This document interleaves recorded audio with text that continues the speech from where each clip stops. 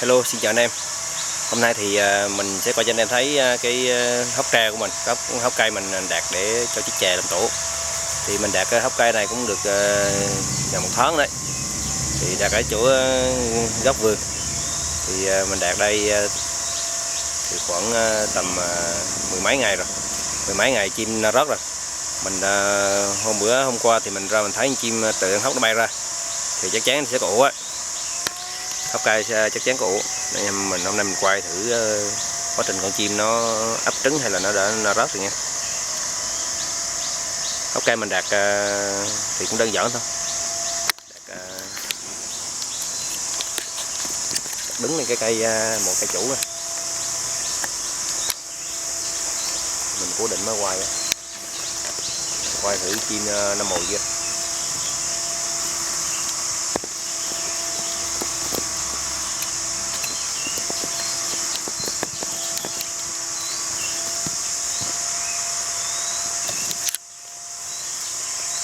Rất khó đạt các bạn, rất khó đạt máy quay. Cục máy quay là ổ chim này không có chim trống các bạn. Có hơn mớ, một mớ mới bay ra. Mình vừa quay là có mớ bay ra.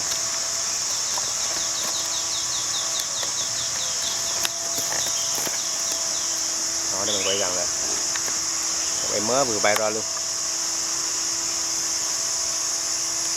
Gốc cây rất đẹp, nhìn gần chứ. Vừa có mấy mớ từ trong ổ bay ra, chắc là chưa nở đâu. Chim này nó ấp hôm nay là 15 ngày rồi, nó chỉ có hơn mớ thôi, không có chim trống, không biết có nở không ạ. Chỉ có hơn mớ làm tổ với nhau thôi. Chim trống thì không có. Mình mong là nó sẽ đập mớ, nó tới chỗ nào có trống đập mớ về nó đẻ. Là vì ấp 15 ngày rồi mà thấy chưa thấy nở thì mình cũng thấy hơi bị phiêu á.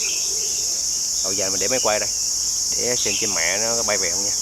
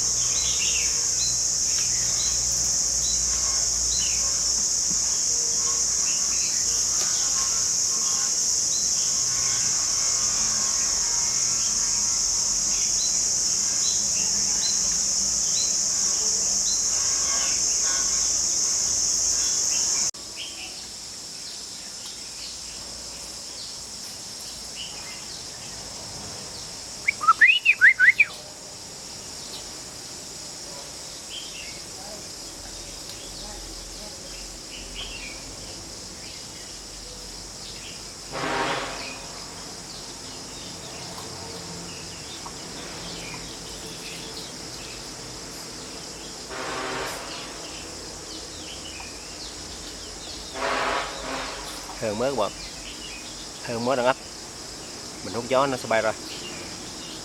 Ổ này chỉ có hơi mới thôi chứ không có trống, xác suất nở là rất ít các bạn.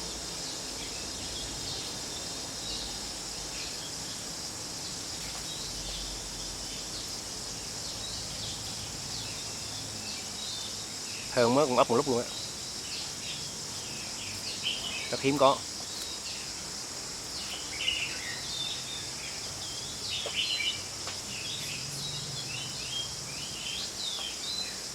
Ổ này mà có trống là chắc não có 7-8 con. Rất tiếc là không có trống.